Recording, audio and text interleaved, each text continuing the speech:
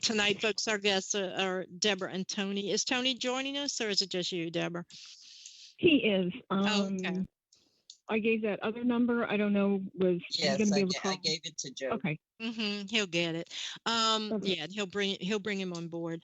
Well, you guys are from the now infamous, I would say, Sallie House haunting. So, and we were talking about just a little bit. We like to let our guests just kind of, tell the story. But I don't think that there's anybody who's really interested in the paranormal that hasn't heard about your haunting, because I was reading a little bit on your website, and I mean, I remember seeing it back on sightings back when Peter James was, went to your house and went there, for the first time. And that is years ago. That's back in the 90s, I think. That started, and then several other ones. So, but there are some people, I guess, who don't really know the whole story behind it. So, why don't you, just tell us a little bit about how it started, and we'll go from there, and your involvement in it, and we'll just go from there. Okay. The house, we were looking. Sorry about that. That's all right. It's live radio. No worries. Is Tony in? You have reached the voicemail box of. But yeah, let's go on and talk about your haunting, the Sallie House haunting, and we'll just go from there. And when he can join us, he will.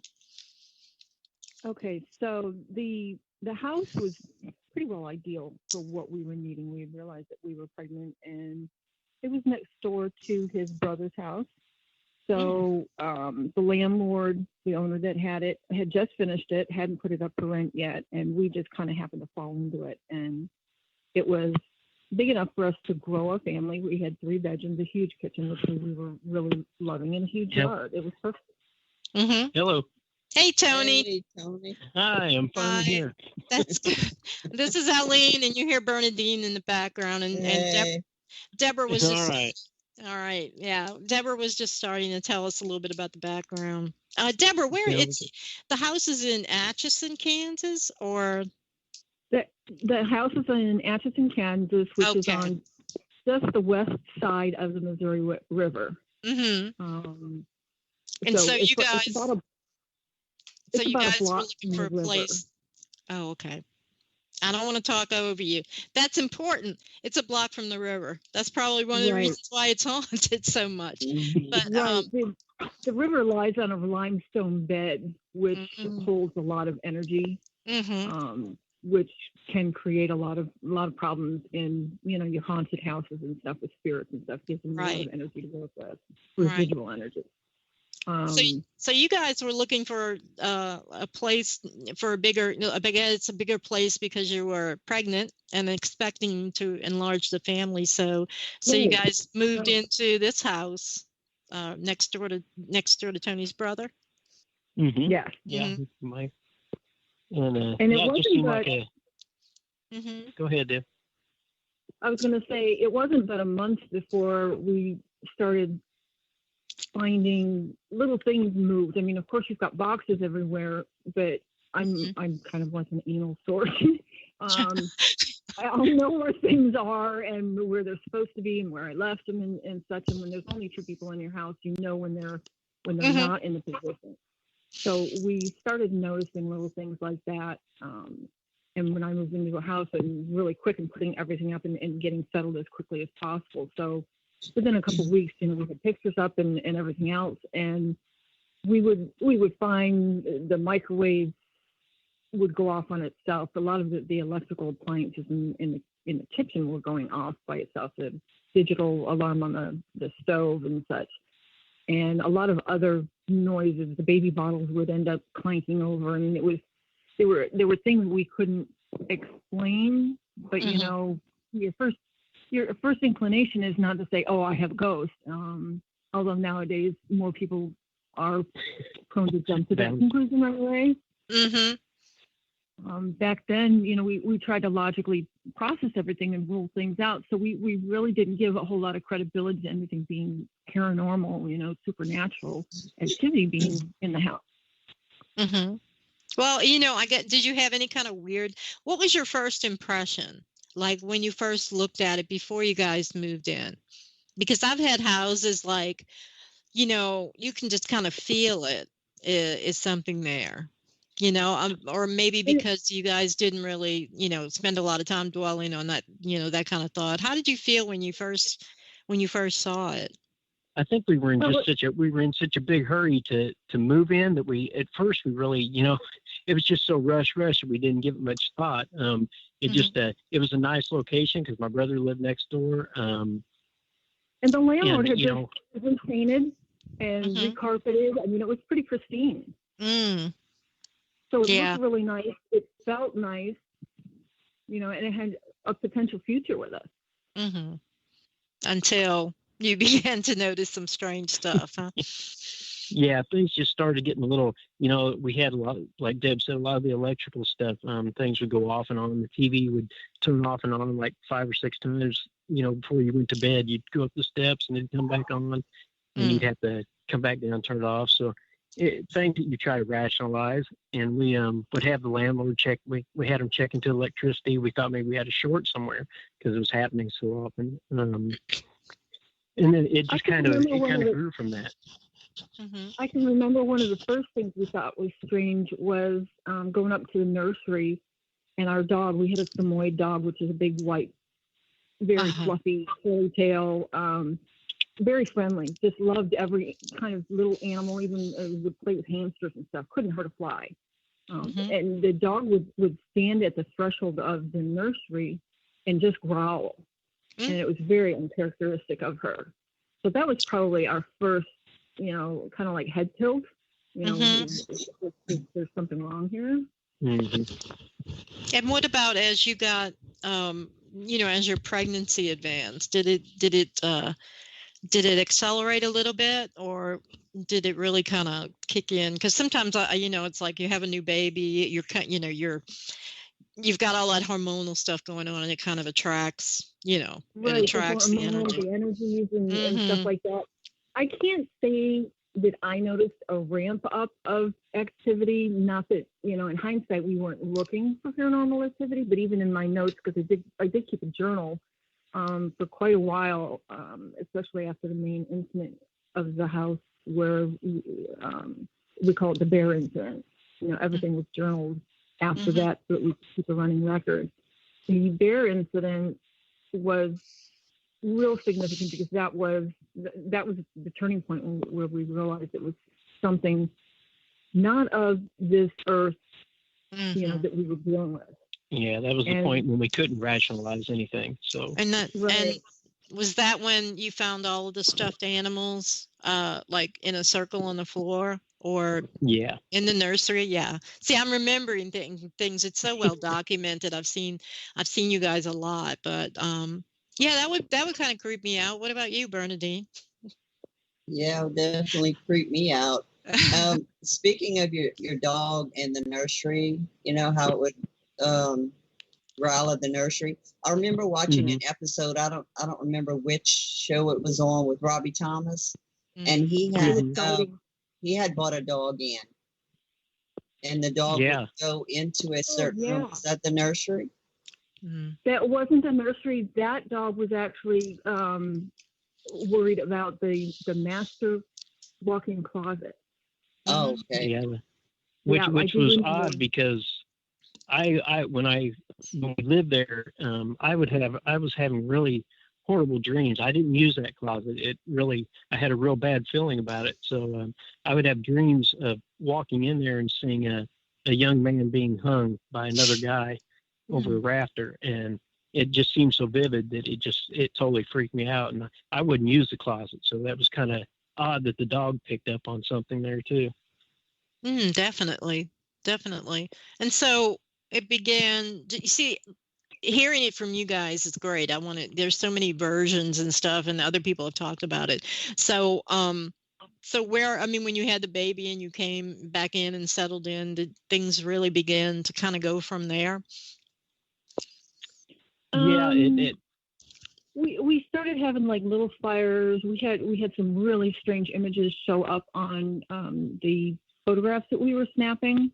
You know, first time parents, you know, you're snapping photos all the time, and grabbed some photos that we had developed at Walmart. Was standing in line, and when I opened them, because the line was long, I figured look at the photos while I'm waiting, and my knees about buckled underneath me because I opened them up, and the one on the top had this big blue, like blobby blurb of an image, and so did the one underneath it, and it was right over the crib in the nursery.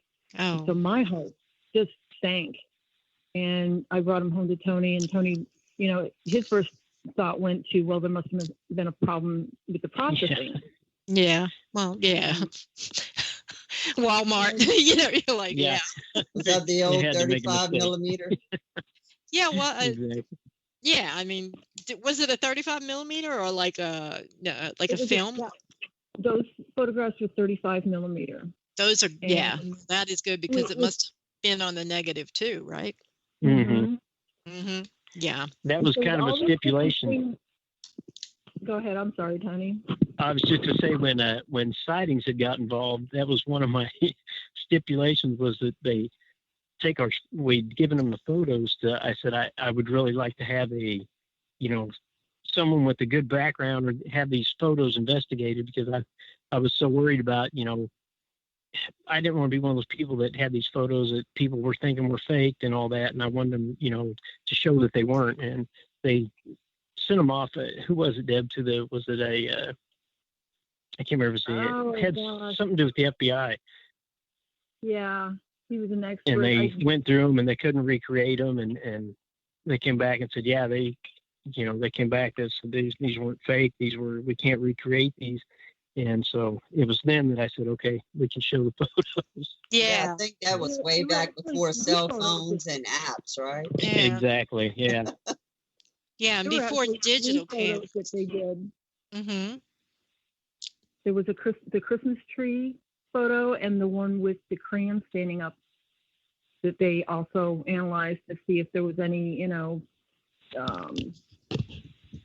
well, it's pretty hard. I mean, because if it's a negative or a film issue, it would be, it would show up in other photos on that roll.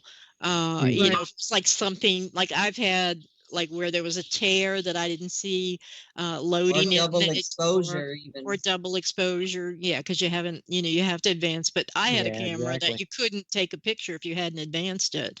So what I'm saying, because we advocate a lot for going back to film, just 35 millimeter and taking out the digital, taking out, the little smaller ones that pixelate everything. Because just like you said, nobody's going to tell you you're crazy.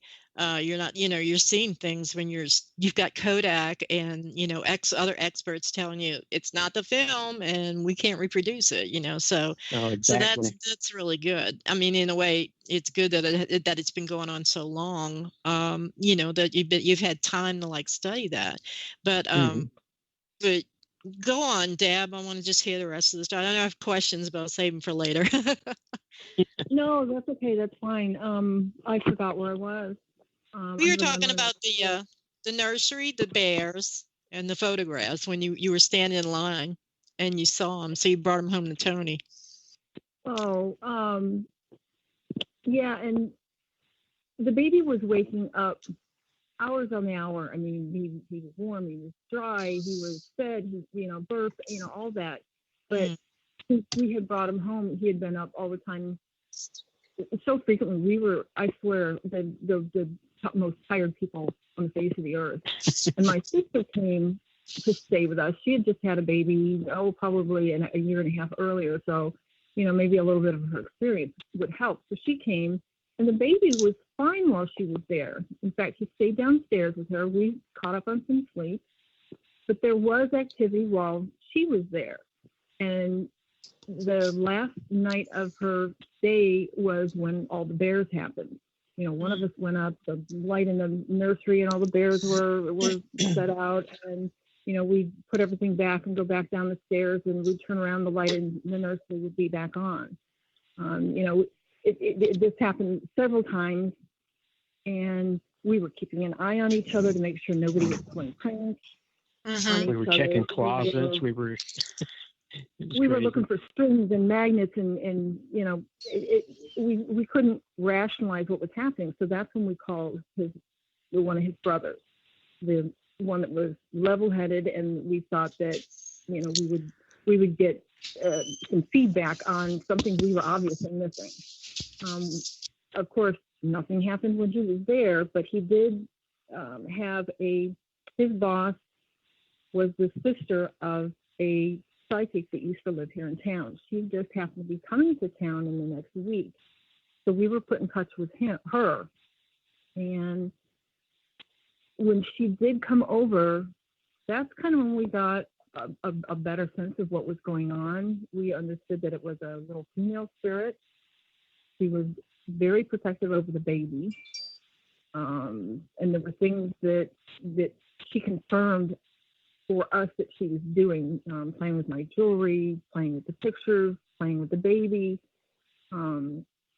So we had a little bit better sense of what was going on, but it was an awkward situation because now we were being told to reprimand her like a child and, you know, to tell her to go to her room. And we couldn't see if she was complying. You know, here we are, we've got fires starting and things being moved, and, you know, it was starting to become concerned. Mm-hmm. And developmentally, for an infant, it's hard to tell whether, you know, someone who's not speaking can convey that they're scared or something. So when you go to take the baby upstairs and they're clinging to you, you don't want to put them in their bed. You know, you worry about what they've seen in their own room now that you know that there's something going on in that room. It was very scary. Yeah, I can imagine that. And then, you know, leaving your baby in there, the idea of going to sleep, you know, and, you know, that's really creepy. But then I guess it began to get a little more aggressive in its activity with you, right? Yeah. Right. More so with Tony than anybody else. I think the first time that we saw, well, we were having a little fire start up, and right off the get-go, and, you know, you had the psychic, and she was telling us you need to treat this little girl like she's your own little girl and talk to her and all this. I couldn't do that. It just felt wrong to me. I couldn't. I never wanted anything to do with ghosts or anything. Mm-hmm. Deb was the opposite. She kind of always grew up, kind of thought it'd be neat to have a ghost. And not my upbringing, you just stayed away from them. So I couldn't bring myself to go around the house and talk to a little girl or anything. So there was one day in particular we were getting ready. I can't remember in particular what exactly happened, but we were kind of excited. We were wanting to get over to my parents' house to get away for a while.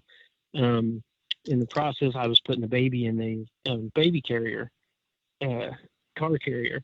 And while doing so, the baby was crying, and all of a sudden I felt what felt like a really bad bee sting or something on my back.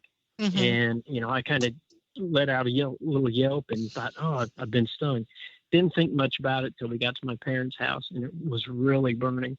So I asked Deb to look at it, and that was the first time we'd seen scratches. I remember she lifted my shirt, and her eyes just got as big as dollars, you know. And she's like, oh, my God. And that was the first scratches I'd ever gotten there. And wow. From that point on, wasn't that live footage you had on that? It was when sightings came up. They actually captured a 10-minute scratch forming over a period of 10 minutes. And they tried to disprove that too. They did the they did the other tests, or something with, like, I don't know, they had a magic kit or something. They're showing how it could be done. But it wasn't. Yeah. But yeah, and so I think they brought in what it was, like wrestler's blood or something that you, I don't know, put it on your skin and then you get your fingers wet, and it looked nothing like.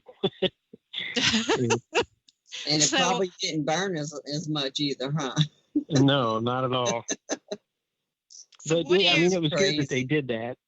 Yeah, it was. I mean, that's what I'm saying. That's what what I'm getting to eventually is that yours is one of the most documented hauntings in the whole annals of haunting. You know, some of the stuff is so documented, and there's so many different people that have come in and had the same experience. So, which is good because it lends you more, you know, credibility on everything that you're saying. So once you were scratched, I mean, that's ramping it up a little bit. How did you feel, like when you had to go back to the house, I was really scared. I was probably a lot more scared than I let on. I mean, the father and protector of the family kind of took over, but I was inside. I was really struggling. It was hard because things would get worse. The scratching ended up getting a lot worse.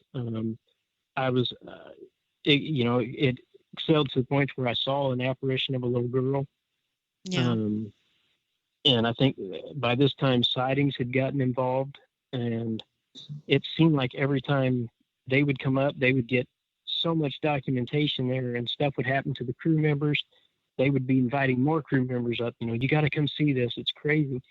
But for me, it was kind of hell because I didn't know what was going to happen. I was so scared of what was going to happen. Right. And then when they leave, you got to turn the lights out and go to bed and be in that house. Right. Yeah.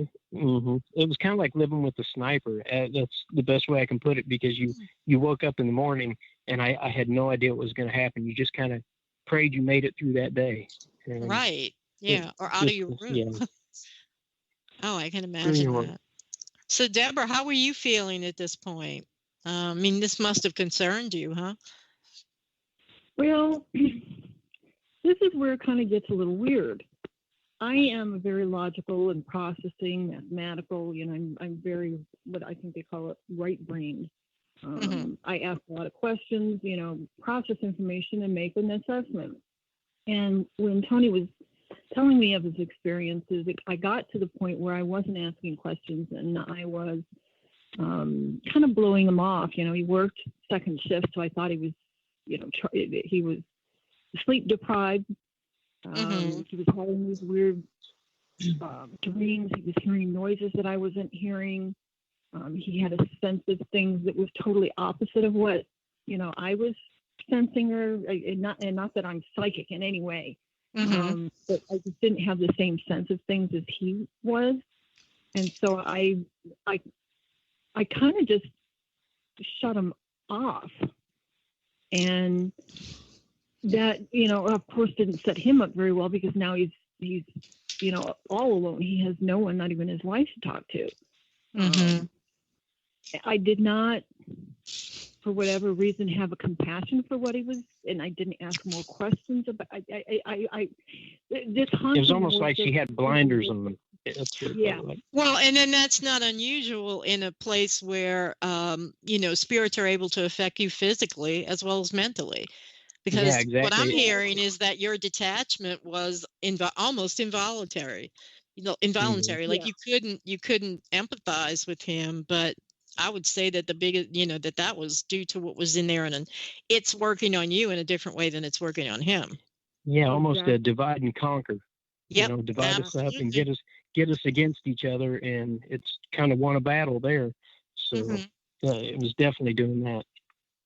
Which is, it's a shame. I'm sorry you guys went through that, but yeah, that's almost textbook, and that's an entity that I know you were saying, Tony, that you were seeing the apparition of the little girl, but was anything else manifesting? Because they can appear, and I'm sure Peter James and everybody else has told you this, and they can appear as whatever they want to, Yeah, and it was. I saw the little girl first, and then it took on the apparition. There was 2 times, I believe, I saw a woman walk. I would be in the bathroom, and I'd see a woman go down the hallway, and it looked just like Deb, but she would be in kind of like an 18th century type clothing, and she was almost kind of like she was walking around cleaning house. I mean, like a maid or something back then.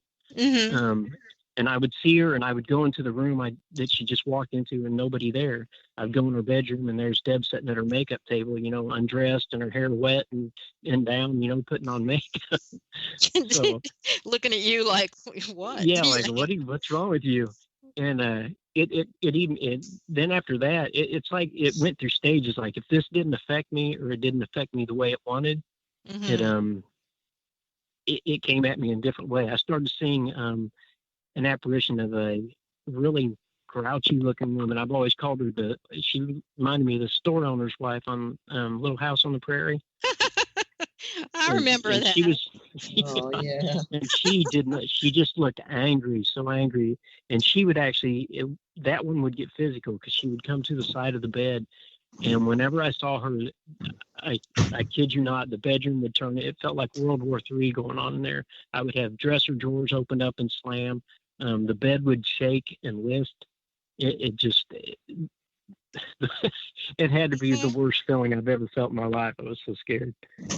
I'm glad that you admit that you were afraid, because a lot of men, like you say, you're going to be the strong father of the house. It's not going to bother you, and then it just works its will on you and just destroys everything. So I'm glad you admit that it was scary, because it was very. Yeah, it was. I remember 2 times I was so scared that I couldn't even get a scream out. I was trying to scream, but I was I was just too scared. It was almost like a shell shock type thing. Yeah, I mean, it just horrible. Jeez. So so how did the Oh, spirit interaction? I mean, like, I see. I'm just saying that they manifested. I remember hearing you speak about the old or the haggy woman before, but I mean, they just kept. Did it increase? Do you think it was all the same entity? It's just appearing as different spirits, or what did I you think think it so. was for?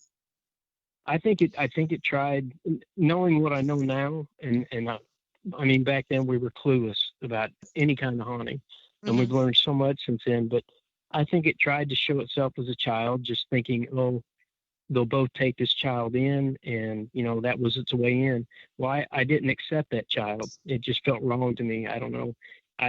Good. For me, it No, was like you were this smart. thing's lighting fires and scratching. I mean, what kind of little girl is this?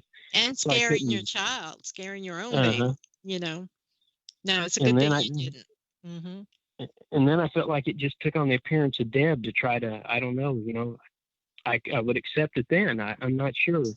And by So the it's time just trying to drive a bigger wedge, just simply yeah, trying to. Deb, are you talking? No, No, that's not. That's not. Is that you whispering No, on the phone? no. Well, somebody's whispering on y'all's phone. Somebody's phone. huh? While because I'm talking about No, how that's it's driving okay. a wedge.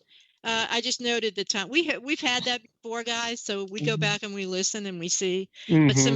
somebody's whispering in the background. I know it's not Deb talking like to somebody else. I mean, I thought that's what it was. You're like telling somebody who's there. Well, we've definitely had problems on phones before. These interviews. I can imagine. Yeah, definitely. kind of you're used to it, right? So we note the time. But what I was saying was, appearing in your wife's form to you, obviously you were the target of the haunting, but appearing in your wife's form, that's driving a bigger wedge, between you and her. And her attitude of like, you must be crazy. I'm not in the hallway. I'm sitting here dripping wet, so it's, you begin to go, yeah, okay, Mm-hmm. but Well, but go on.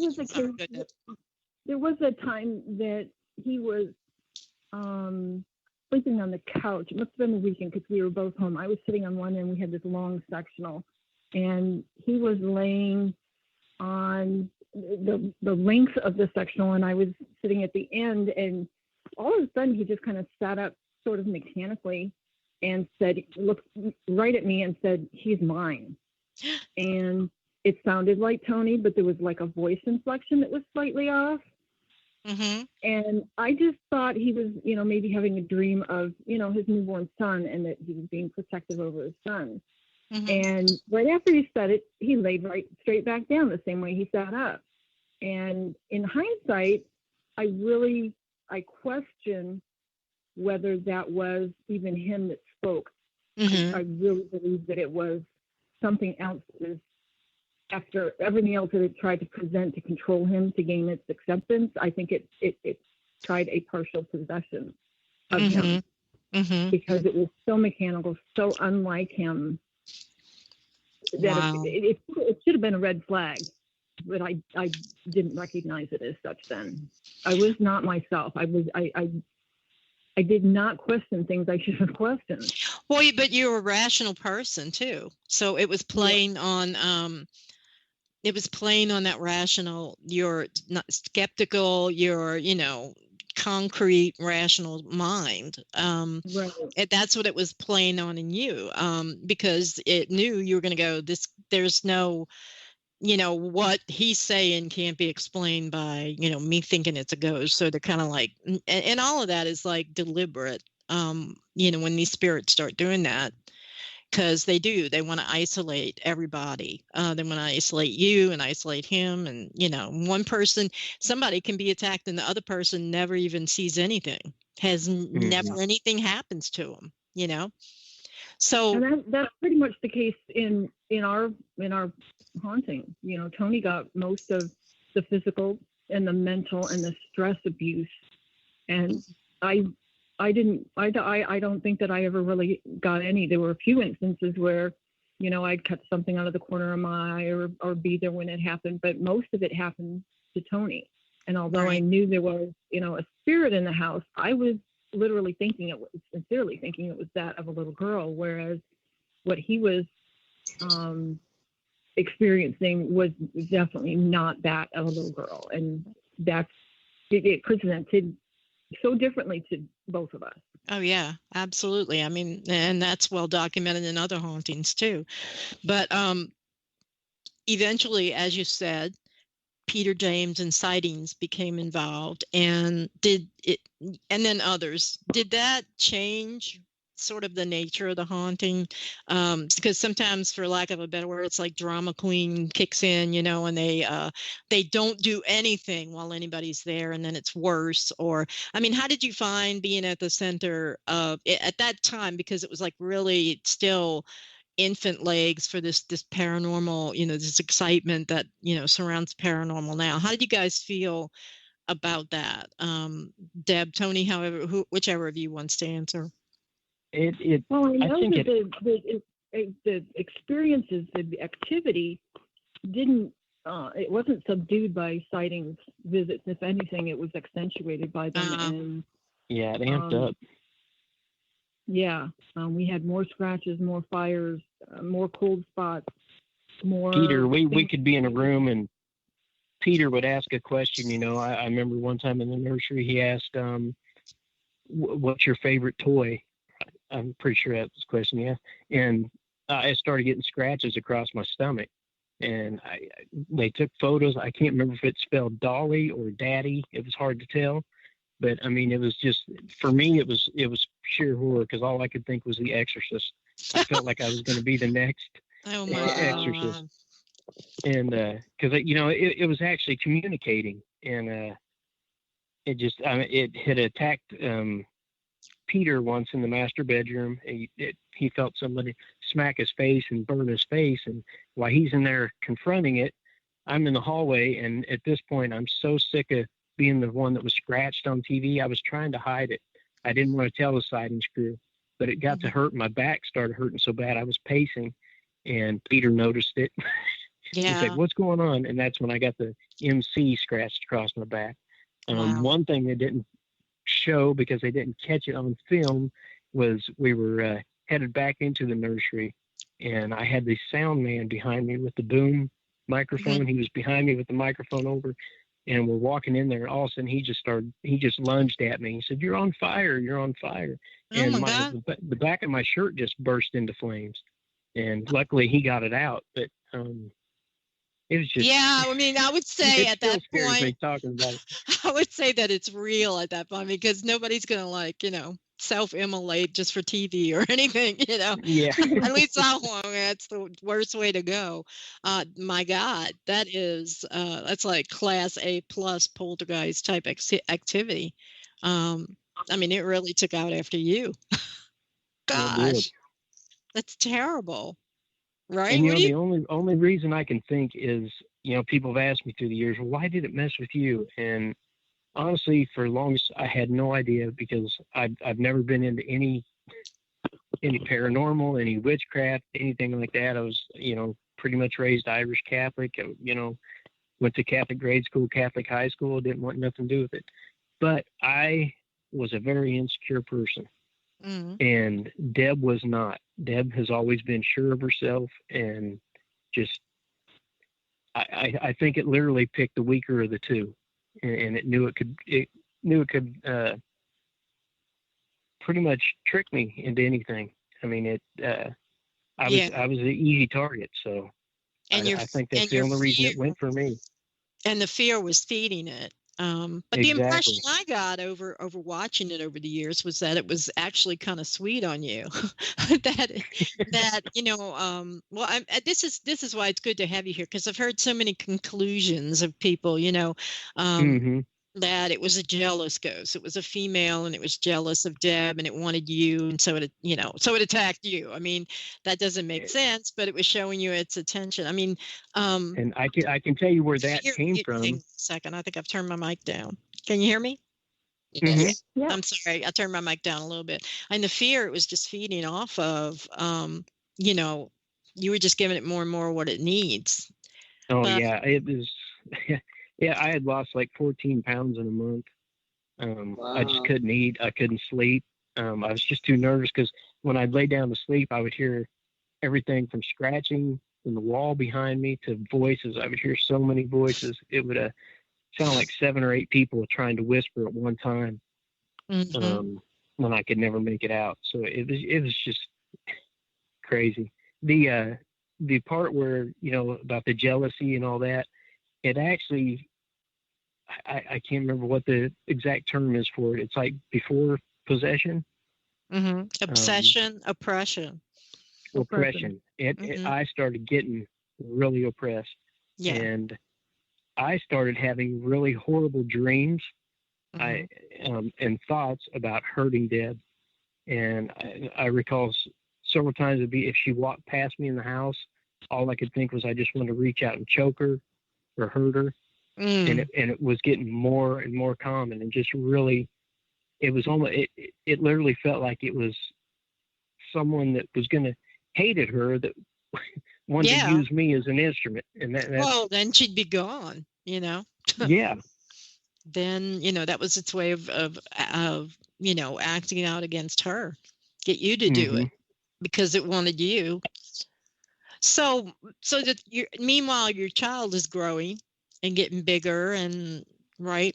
Are you? I have to ask this: are you guys still in this house, or are you not? No. No. Okay. See, well, that's where I lost the thread. I just didn't know if you guys were still. But we do, however, only live about 7 blocks away. Oh. Yeah, it's just like yeah. Our town's like 16 blocks wide, so you don't have far to go. Atchison, Kansas. I've never been there. I'm not making fun of it because, you know, the country. You towns. can, we do. No, it's okay. I mean, after I took a road trip over in November, and after the towns I went through, it's like, oh, yay. But I'm just like, I'm wondering how, you know, the baby is starting to interact with it now. Because, like I said, I'm trying to get it all straight from the TV shows and what I've seen. Was the baby being hurt? Did you feel like the baby was being threatened, or, you know? It's always a concern of ours, but I don't think we ever really had any inclination that the baby was being hurt. Maybe seeing things that, you know, he didn't want to, maybe being played with, but being hurt, no. And once we had like once there was one day I was home. Taylor was not in the bedroom. He was down with it. We had a nanny downstairs kind of watching him while I would come home and try to sleep. But I had walked past the nursery to use the bathroom, and as I did, I heard a noise, like a musical noise. And I kind of glanced in the nursery, and I see the carousel over the crib turn a little bit. And I'm like, what? So I kind of peer and look a little harder, and when I do, it starts turning slowly and then just gets faster and faster. And it got so fast that I couldn't even make out the song. It was like, tick, tick, tick, tick, tick. And the little things on it were like, you know, all the way out because it was going so fast. And then it just came to a complete stop. Oh, from geez. that point on, I was bound and determined that Taylor was never going to be in that room again. I guess so. so we were very watchful over Taylor. He was by our side. Yeah, I mean, there was one of us with him all the time. He slept with us in our room, and slept with us until he was close to 4. yeah. But that's another aspect of an entity haunting, where it drives everybody together, or it pushes your backs against the wall. In other words, where you're afraid to go in different parts of your own house because you don't know what's going to happen. You're afraid to be apart at any time because, again, you don't know what's going to happen. So this progressed on, and Dean, I wanted to bring Dean in if you've got any questions about, as we go on, before we look at the investigations and stuff. Dean? Yeah. How old is your son now? He is turning 26 this June. Wow. Does he remember anything from the house? Not that he can recollect. I do remember sitting down at one of the conferences we were speaking at, and we were just chatting with Chip Coffee, and Chip said that Taylor remembers more than he knows he remembers. Whether any of that will, come up in the future, I'm not sure. He's starting to settle his life. He just got his master's degree, so he's been pretty busy and probably hasn't given a whole lot of thought to much of it. So maybe one day that information will come out. It might come through dreams or something like that. Right. So it looks like everybody's been involved in this, though, because I was looking at, so you had Peter James. Did ghost hunters come? Jason and Grant and them? No. I don't believe so. I know they were scheduled to at one time, but I can't remember what happened, and they ended up not making it. Now, whether there have been groups over there that we haven't known about. Yeah. So whether they've come up after that, I'm not sure, but I think pretty much every other show has been. Ghost Adventures, I know you said. Robbie Thomas was there. And then you mentioned Robbie Chip Thomas, Coffee. Dead Files. Paranormal State. Oh, Amy Allen went through there? That's interesting. I think not as one of the sites on her Dead Files shows. It was, I think it was prior to that, actually. She was on A Haunting. She appeared in a couple episodes of A Haunting as a psychic. I think that might have been where we connected with her on A Haunting, because the show did one episode on our house. I think that's where we initially connected with her. And then she's the real deal. Yeah, she's the real deal. I mean, I do believe her. What did she find? What was her impression? It was interesting. They brought her in and they did some really kind of neat experiments. They would have they brought a tuning fork, and they would tap it on a wall, and they would have me and Amy put our hands on the wall and see if the thing was to try to draw out energy and see what we felt. Right. And we both kind of got similar type things, but in the basement, I got deathly sick. I mean, I had to leave the house. I was so sick. And Amy got like a really, nausea and a bad headache. And she claimed that she was seeing, she said there's all kinds of like entities coming up out of the ground, popping up, but there's one really horrible entity that just keeps pushing them back down. It doesn't want them to come up, and it just keeps, it's like in control with them. And keeps pushing them down, and they're very scared of it. Non-human. I would agree with that. I mean, I'm already thinking it's non-human by the way it's showing. And so you had then they had Chip Coffee go in there, and I guess that was Paranormal State, I think. So I think Chip Coffee never went to the house, but I don't think so. No, we were at another convention, and Chip Coffee was another guest there. Oh, and okay. That's where we ran into him. I think your Ghost Adventures were the last ones, I believe, that I know about that were in there. Yeah. Just we're not a just say no to Zach on this show, but I actually gave him a little credit for the recent Demon House thing. But some people say he's still faking that. But back to y'all as the focus. So when did it become clear to you guys you had to get out of here? I mean, what events led up to the decision to just finally?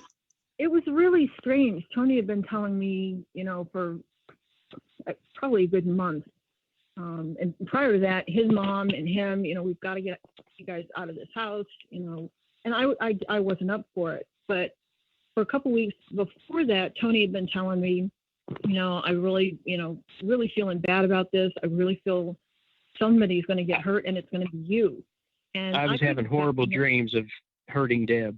And I was scared to tell her that at the time. It was just, I'd try to convince her, this house is out to hurt somebody.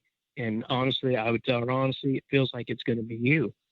And at this point, I was getting, the physical things were getting really bad. I was being more or less attacked in bed.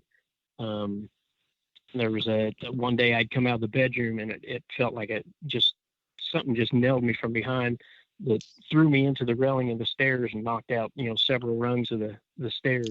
Oh, jeez. That was kind of when for some reason, I honestly don't know what did it, but when I told Deb about that, her attitude just changed. She's like, okay, we need to go. And we were probably gone within what do you think, Deb? A week, 2 weeks after that? Yeah. Wow. Yeah, because you didn't want to risk the next time it would have pushed you over the railing, maybe.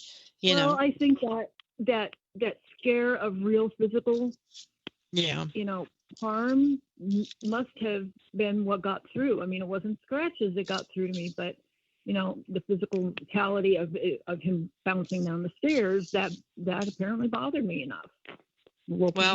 Yeah, that appeal. Yeah, it did. So because it appealed to your, the love you have for him, I guess is what it was tapping into. So you guys packed up.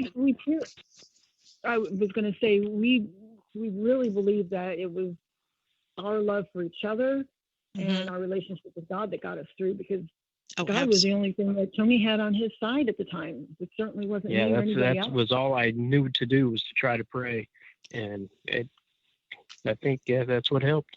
Well, they do say, and we say too, that the Catholics are, they have a very effective way of dealing with spirits, and it's all about the authority of Christ, which other people can come in with sage, and they have different belief systems, and you can have a preacher come in and a pastor, but it's something about the power of Christ and having that authority that came directly from him.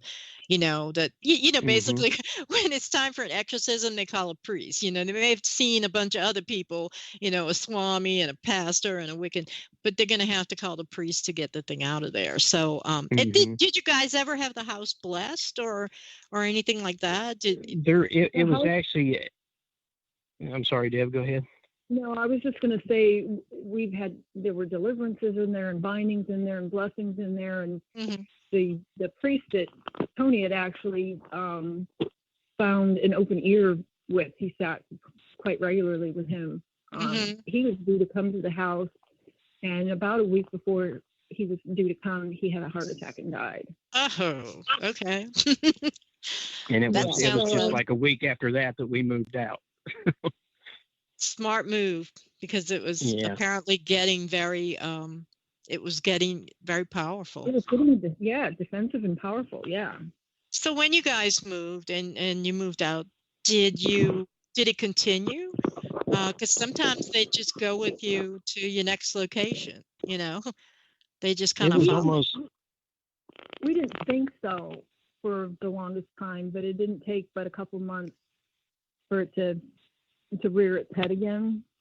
And Tony talks about the Exorcist. It was he hates that movie, and he'll tell you a story about being in the bathtub one time and thinking he was living through that Exorcist movie again, and it was we thought in the bathroom. Wait, let's go back. I was in the tub taking a bath, and I'm hearing what sounded like the pipes just are coming to life. And it was a clawfoot tub that had been boxed in, and it sounded like the pipes were just going to come out and grab me. And I'm thinking the worst. And about the time the noise got the loudest, the little cabinet door at the end of the tub just flew open, And I'm thinking, oh my God, here it comes. And all of a sudden our cat pops out and just meow. So that's how paranoid we were. Yeah, it was several months and nothing happened in the new house, and it was such a relief. But then Deb's brother had come for a visit, and it was the first time I met him. The cat's like, you like he looks at you like, I'm meant to do that, and they walk out. I'm a cat owner. It's like, Yeah. Yeah, just nonchalant. So now you're in the house. I was literally doing the exorcist crawl up the tub. It was that bad. Expecting the voices and the head turning and everything like that. Yeah. Yeah, I mean, a lot of times people are scared, scared to death, and it turns out to be a freaking cat. Just I'm four of them. Everything you see them out the corner of your eye, it's like, what was that? And it's like, the cat in the dark. Or I have one that will sit on the edge of the sofa when I'm kind of like reclined looking at TV, and I look out the corner of my eye. It's like, it looks like a panther. It scares the hell out of me. Well, there's nothing worse than two of them getting in a fight under your bed and the noises they make. Oh, yes. Well, as Bernadine knows, we have an 80-pound Doberman in the house with 4 cats, so we get all the. I don't think you would last, Tony. It's all the sound. Yeah. It sounds like the hole to hell, that they found in Russia. Oh my God! I'm out of here. Yeah, it's like you would. What's that? And the littlest cat makes the worst noise. I mean, she is just like. I'd like to record her and sell it, But go on, because now you guys are in your new spot, and so you're thinking. Yeah, it had been pretty calm for a while, several months. I was under the impression back then that when you lived in a haunted house and you moved, it was done. You got away from it. Deb's brother came for a visit, and we were sitting down dinner one night, and I had gotten to where I knew a lot of times when I was being scratched, because it just felt like icicles swirling around me. It was just crazy. I'd get this bone-chilling cold just swirling around me, and I started feeling that during supper. I didn't want Deb's brother for the first time, thinking, no, this guy's a total weirdo. So I kind of pulled Deb aside, and sure enough, we lifted my shirt. I had like 11 to 12 scratches show up. That scared me to death, because then I thought, okay, this thing it's definitely after me. And I remember calling Terry Gaynor, who was a sightings had brought in. He was the investigator for the poltergeist and the entity. Very, very awesome man. He really helped me out a lot. I remember calling and said, Carrie, what's going on? I said, I'm out of that house and I'm being scratched. Am I being possessed? And he's the one that informed me that, it's turned into a personal haunting. This could be with you the rest of your life, or it could just quit, it could give up. So kind of an eye opener for me. So has it given up, or is it? No, it hasn't given up completely. We've kind of fought it throughout the years. We've gotten so much better at handling it that it is losing its grip quite a bit. And the severity of stuff is like really gone down. It went from where my kids had gotten so used to walking by and seeing me just catch fire. It was nothing to them. They'd holler at Mom, Dad's on fire again. Oh, I mean, just to where we once had a knife come through the kitchen, travel probably 30 some foot, and just fly. I was sitting in a recliner, and it just flew across my chest and hit the wall, and it was close enough to where it cut my shirt and left a cut on my chest. We went from that to where now it's anything like that very, very seldom happens. We can almost pick up on now when it's really messing with us, because the first thing it'll do is start us. It will start us arguing again, and it'll turn the dumbest little argument into some huge to where neither one of us are thinking rational, and just it worked at that angle. So we've really made it a practice to say, hey, what are we arguing about? This was literally the case over a bottle of hairspray. We literally almost got divorced because this argument blown up to such an extent until we literally both took a step back and said, there's something very wrong here. And since then, I want to say since then, we have really grown key to determining when something is messing with us. And honestly, to err on the side of caution and take a step back from any argument in any relationship is a positive thing. Right. So if anything, it just made us stronger in our relationship than anything, to tear it under. And I got to be honest with you, I held such a grudge to that thing at that house, because to me it almost destroyed my family, me. Had we stayed there, Deb probably would have been dead and I'd be in jail right now. That's how bad it was. And I held such a grudge for the longest time. And I think one of my biggest help was I forgave it. Something just clicked one day and said, you know what? You need to, what's the devil hate worse? It hates love. It hates forgiveness. And so, I'm fighting fire with fire. And I threw my hands up and said, you know what? I forgive you, devil. And honestly, things have, and you're not a big turnaround. And you're not as afraid of it as you were. Exactly. So it doesn't have that to feed on. And, like Deb is saying, you're stopping, you're taking a step back from conflict, so it doesn't have that to feed on it. It's when it's not successful. I don't know if it'll ever fully go, but, but that's good that you've learned to live with, but you shouldn't have to live with it. Are you afraid maybe if you brought like priests in, let me just finish.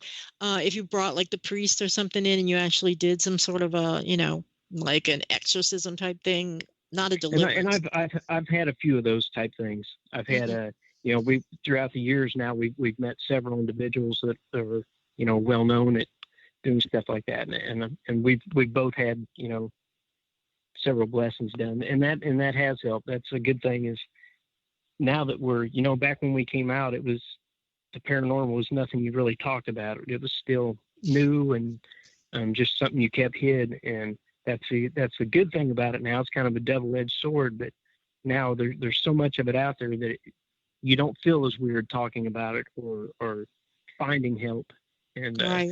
We've got a lot of friends that look out for us, and that helps a lot. I know Bernadine and I both know the feeling because I grew up in a haunted house, demonic hauntings, and people think you're crazy for a while. It's like, okay. You just can't go to work and tell the guys at work, Well, it's like, come sleep in my house. I couldn't, friends wouldn't sleep over. And, I had serious, and it's all to do with ignorant experimentation with, just spells. And not me, but my mother particularly in that instance, she brought a lot of that into the house unknowingly. She didn't know, which is another thing that Bernadine and I preach a lot. It's like, know what you're doing. Don't just play with things like Ouija boards and all that other stuff. And that probably happens at the Sallie House now. I mean, so what is this? Who owns it? I mean, the owner owns it, I guess. It's still the same guy that owned it when we lived there. He's kind of partners with another brother of his and his wife. Yeah. But I think they've kind of turned it over to the Chamber of Commerce here in town, and the Chamber of Commerce kind of, they do their guided tours and overnight stuff there, and you get some groups in there that just really want to challenge, or they're unexperienced, and they don't, not all of them. There are some really good ghost hunters that have gone there, but there are some people that make mistakes, and they've found homemade Ouija boards and stuff like that, and we've watched several of them on YouTube, and we're like, oh my God, why are they doing that? Because they're scary. Stupid. Yeah. So because they don't believe it. When people bring their children in, and with the tours that are open, the self-guided tours that the city does, we're very concerned about, children coming in and not being affected right then, but that something latches onto them and, causes chaos in their lives, a month from now or 2 weeks from now. It's nothing for me and Deb to get calls or emails, 20, 30 a month of people that have been there, and now they're having horrible trouble at home because something has attached to them. And it's just like I said, it's a double-edged sword, because people, they want the thrill of the investigation, but at the same time, it's learned how to reach out. It's following people home and stuff, and really bad things. I don't want to Well, and it seems names. to have an endless supply of spirits, right? Yeah. I mean, it's because I'm going back to what you said about Amy, and one thing suppressing the spirits, I guess it would be almost like a vortex, or a doorway. To the bus station, because there's so many spirits that are like there's some that's that what you can get on More of a EVP. portal. Yeah.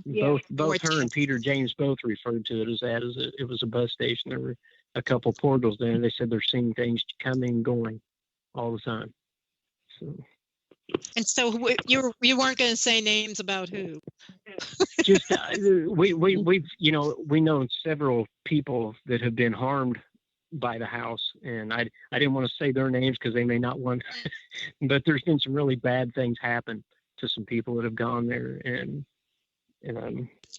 I'm amazed they've that had some really bad trouble.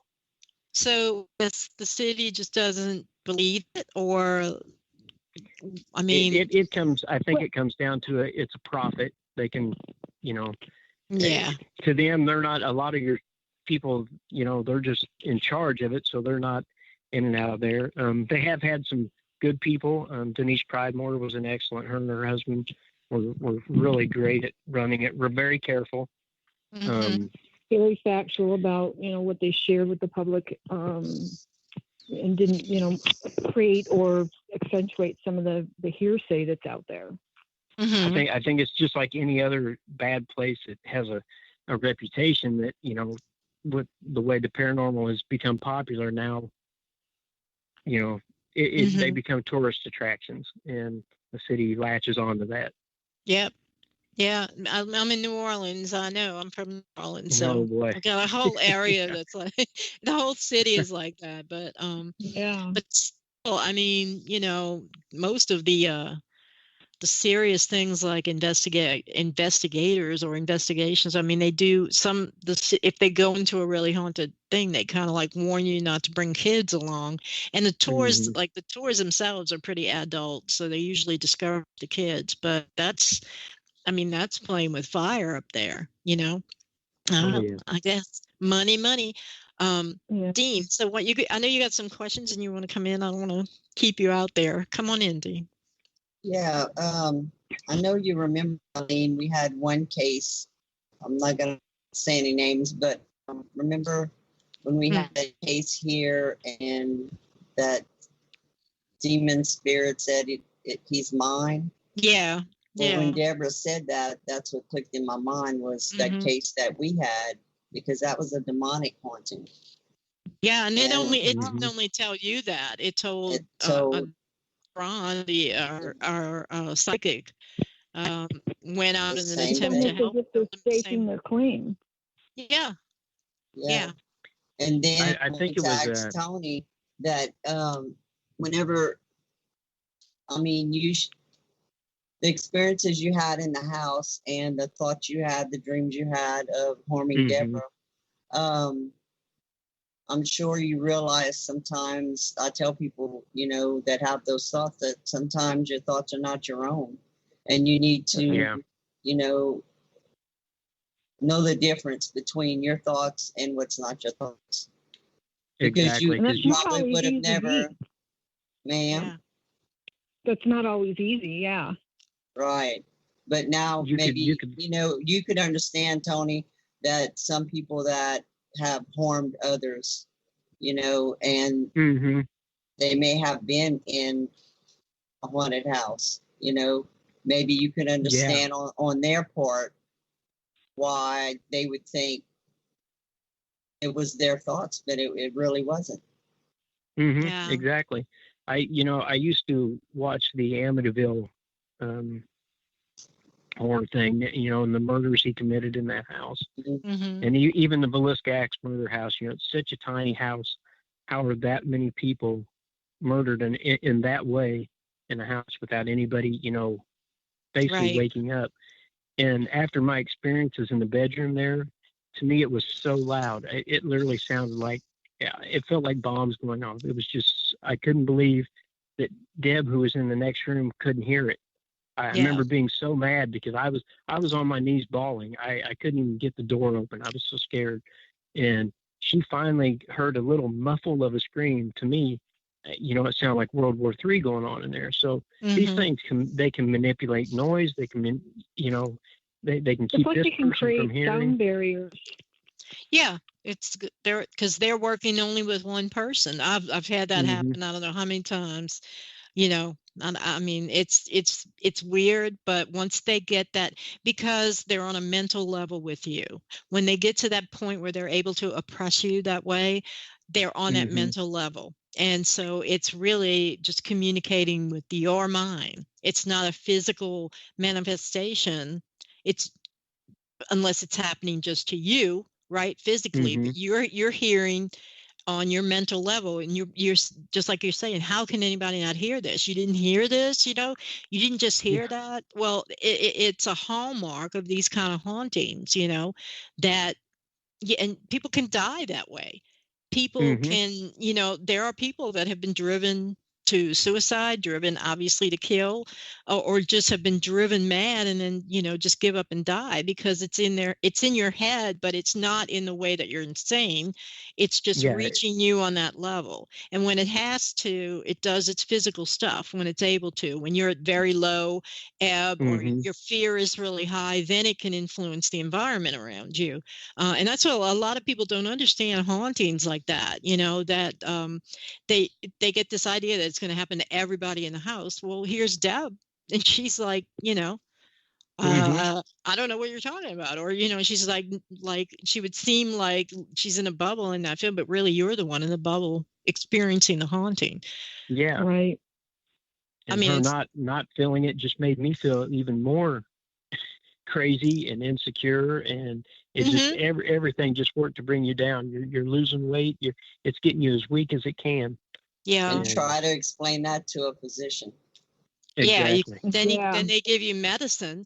Then they give you medicine, and so that suppresses you even further. Where even in your mind, you in a lot of cases, what happens is the mind becomes right. Exactly. That's the door they needed. That's what they needed to get. It is so complicated, and people just don't. I worked in a mental health capacity as a pharmacy tech, and worked solely with those who have been diagnosed with so many of the different the bipolar and the suicidal and all these medications being doled out. And I really think that if there was a clearer line, not such a distinct line, between what doctors and science put forth on experiences like these and what paranormal people put forth on these, and combine their knowledge and efforts to resolve the problem, I think you would find that probably 40 to 60% of these people are experiencing paranormal interaction rather than, this, oh, your brain's not right and let's medicate you. That's exactly right. And a lot of times when we give presentations or I talk, there was a study. There was a man named Carl Wickland, and he was a psychiatrist, and he said just about the same percentage that you said, that that percentage of people in his clinical situation, he thoroughly believed were there because of possession, because of ignorant experimentation, because spirits attachments. He would describe these people don't have anybody to help them foster or even understand the I'm going to call them gifts that they have. They don't. They have no capacity or no understanding because they've not been brought up. It's been so taboo to speak about anything like this. Nobody wants to be the psychic or the the one that sees this or can talk to that. And so you either are born and have that stigma put on you, or you're medicated. Well, and he was writing in 1924. Okay, this was in the 1920s, wow. and the way that he got to his conclusions, his wife was a trance medium, and he combined, just like you just said, he combined his psychiatric knowledge and research with her abilities, and they were able to free people from attachments, to contact the spirits that were around people, particularly, like, for example, suicides. Suicides are never alone. It never just happens by themselves. And when they do finally hang themselves, cut their wrists or whatever, when they're self-aware on the other side, they see the spirits that are around them that have been tormenting them, like they were tormenting you, Tony, to do it, do it, go ahead, hang yourself, whatever. People, and a lot of times when people say, I don't know why he did that, I never knew that whatever, like he never gave any indication and he hung himself or something. That's the situation. There are always spirits around. And in that, and Bernadine, you worked in mental health too. Yeah. For that amount of people to be locked up, and they really seriously could be helped if they, they give them the medicine and then they take down all their defenses. I spoke to the psychiatrist there, and they said there is no diagnosis of possession. So that's their only choice, is to medicate. Yeah, because they'll get shamed out of their industry. Right. We need more doctors that will put themselves, because right now doctors don't want to tarnish their good name of being, a professional, logical, educated entity. They don't want to put that in jeopardy by saying, oh, yeah, I think I believe in the paranormal and the paranormal has some bearing on this case. They don't, most of them don't want to cross that line. They don't want to stand on that line. There are a couple of them. I mean, there are, yeah. I've we seen need more some, of them. but we do need more, right? There's, we're talking about you guys, but I don't know if you've ever heard of, this is kind of off the Sallie House subject, but the little girl, January is her name, and she was diagnosed with childhood schizophrenia, and she talks about the numbers that walk in front of her, the rats, the numbers, the mice. She said the number 42 told her to try to kill her little brother. And when they brought her home from the hospital, now you're parents, when you have a newborn baby, they look at your face because it's right in front of them, but they don't follow anything around the room. These people brought this little girl home from the hospital, which is probably where the attachment started, and she's following stuff around. An infant in a crib is looking all over, and they have video of this, at something else that they can't see.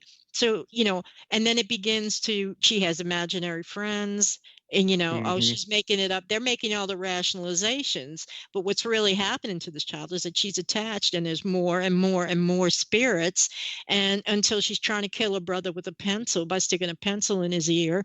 And she tells him, it's the numbers are telling me, or this is telling me, and that's a bad number, and all this other stuff. And it seems to have a lot to do. She has a high IQ, but immediately they diagnose her, this is a rare childhood schizophrenic, and they put her in medicine. Right. So did the mother and the father have to live separately? They lived. If you look it up, you can look at the story. They had two apartments that were next door to each other. They had to separate, and the one, the mother kept January, and then the father kept, I think his name is Bodie, with him. Oh, and I did see this show. Yeah, I did. Yeah, I mean, I have a book out. I wrote a little bit about it just from an occult perspective. I'm like, they've tried everything except what they should be doing, which is they should be talking to somebody like Amy Allen, or even an occultist who can tell them, because the little boy now, he's got it, and he's seeing things, and and he's seeing like the same thing she's seeing. And to me, that's like, that's two kids telling you to see, and they're seeing something objectively real to them, but they never took that route. These demons or low levels present as numbers because that's what kids recognize. Numbers, and mice. And she said the furniture, mice, animals, These are things that kids easily flowers talk to her. And demons are smart. They know if they present themselves that way, that it's going to be assumed that it is schizophrenia. So absolutely, because you got to be crazy, right? she's got to be crazy to be seeing all this. I don't know, but I mean, I was little, you were little. Did you, no thought ever occurred to me to stick a pencil. I don't have a little sister, but maybe in my cousin's ear. I mean, I pulled her hair, but that's in a fight when we used to fight like cats and dogs. But I never wanted to kill her, and and I had weird dreams back then, and I lived in a haunted house. But it's a shame because from a mental health perspective, I don't think the child, she can never be married. She can never be out of a clinical situation where she's observed and monitored. And I really do think that it just comes through so vividly to me that's what she needs. She needs somebody to see the things that she sees around her, what they really are. So, and I mean, fortunately, your child and your children, it's not happening to, but they don't understand. And you're right. I really, really applaud Chip Coffey's Psychic Kids. And it's too bad that he was pulled off there and, the whole, you're exploiting kids, because he was not doing a disservice to children. Is that what happened? I didn't know that he was, they said he was exploiting. That's my understanding. And if it's incorrect, that's my understanding. And I apologize if my understanding is incorrect. Well, he could still do it without being on TV, I guess, and he probably still is or still does. Yeah, but he gave all those children advocates, their parents and stuff that, are there to help and understand and support them. Right. And when children don't have that, I think that is a majority of what you end up in the health system, is mentally, disabled, basically. They can't, because they don't have the tools to deal with it as they grow. And then, too, you start taking in school the exposure to people who want to bully them, and then they suppress it even more. Yeah, a lot of suicides and stuff are probably related to to that. Like they think they're crazy because society's telling them they're crazy, and so they're going to kill themselves, which is exactly what those spirits want. That's they get another one. They're ruined. They're ruined spirits, and they ruin for the sake of ruin. So there'll be more of them, to ruin somebody else. But but I'm glad that that in a way that house is still there, because they can go and investigate, and like Zach Bagans had that house that was a demon thing, and he tore it down.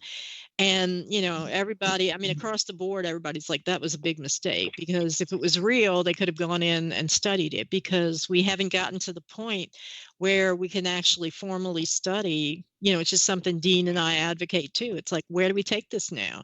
You guys have all these experiences, and they're all verified. 1, 2, 3, 4 people saying, yes, it's all on film. What do you do with that? It's like, it happened to you, it's yours, but wouldn't it be great? Wouldn't it be great if we had some experts at the top of the pyramid to look at it and verify and record it, for future stuff? But the house was I'm going to call it a science lab for the longest time. When Kansas Paranormal Group was in there, because they did a lot of experimentation, and the EVPs that they got, they identified, a certain number of people that always seemed to be at the house, and others that seemed to come and go or just pop in once in a while. It was kind of like a lab because there were constants there. Yeah, and I'm glad about that in a way, because whenever we find something like that, then, like the Borley Rectory in England a long time ago, but it was, they had access to it like that over the years. So, that's just saying where we can go. So I have one more question, because we're coming up against, we've got like 4 or 5 minutes. How come there's no movie?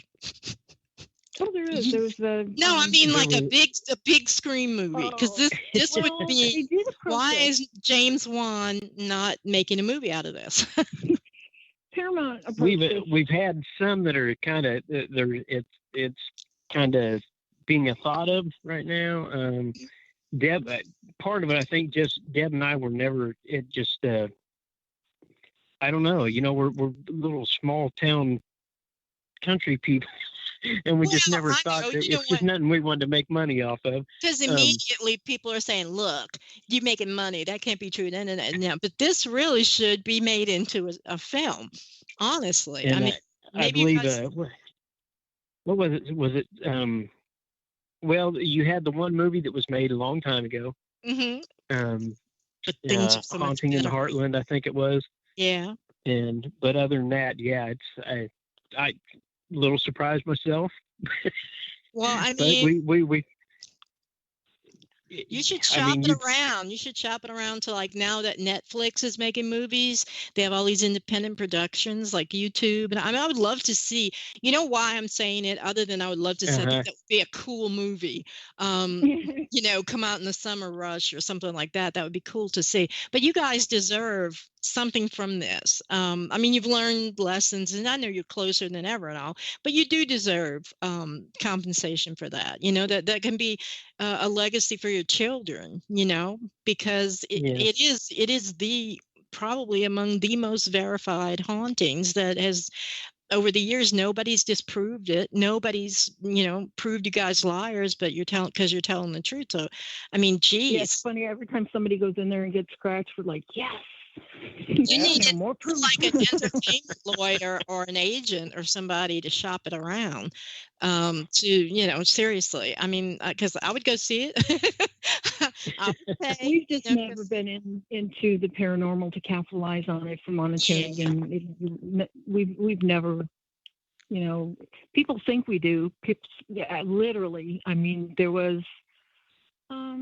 there's been recent comments made that we've gotten wind of, that we live in a mansion and we have a vacation house and all these different things. Well, people think we make huge amounts of money on haven't this you whole worked thing. your whole life though? Haven't you worked your whole life? I mean, at this point in your life and your marriage, shouldn't you be having some of the things that you work for? It just tells people kiss your butts. That's all. I want to see it as a movie. Y'all should talk to Ralph Sarchi, because they made a movie out of his thing. So y'all ought to get with him, and he can get you in touch with whoever made Deliver Us from Evil. But seriously, an entertainment lawyer could probably shop it around. Y'all could put a little money into that. I would like to see it made into a film, because we have some friends that have ties to the Netflix, and we were kind of approached by them, and we told them we'd talk about it with them, and we're just kind of waiting on. Do it. I used to read cards and stuff.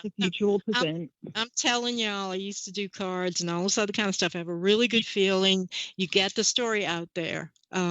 Do that. I really do, because it'd be a legacy for both of you. I mean, for all the aggravation that it's put you through, you should. I know money, everybody says, but that helps your family. That's your legacy, and you suffered for that, both of you. So I can't wait. I want to see it. And when it comes out, we're going to have you back. You'll be the first to know. Somebody let me know. Yeah, let Bernadine know. We'll know that. I mean, seriously.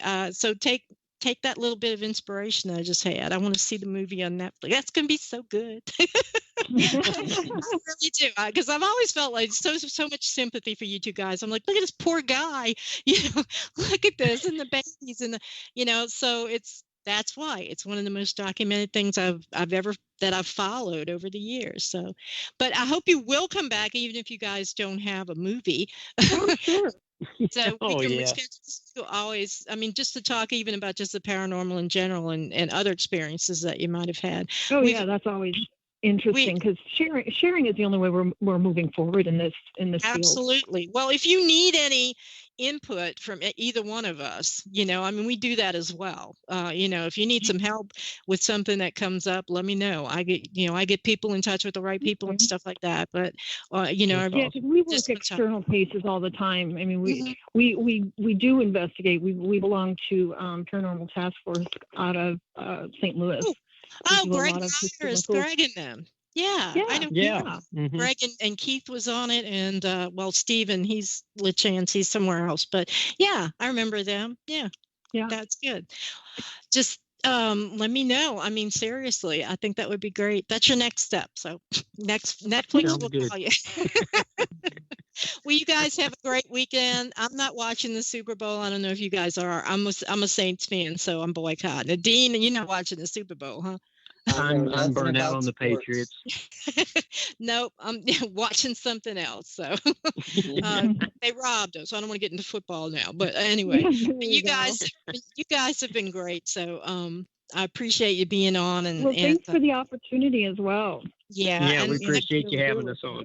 well, I'm happy to be able to speak to you just face to face, kind of, or directly, because like I said, it's one of the most interesting things I've ever followed. So, well, I hope only good stuff happens, and you're going to have a movie, so that's going to be good. Oh, thank you. We You appreciate guys, it. I do. Well, you have a great weekend, whatever it is that y'all do. And You guys blessings too. to you guys. Okay. Good night. Good night. night. Deborah and Tony. Bye. Good night. Bye-bye. Bye-bye. See, it's going to be on Netflix. That's what's going to happen.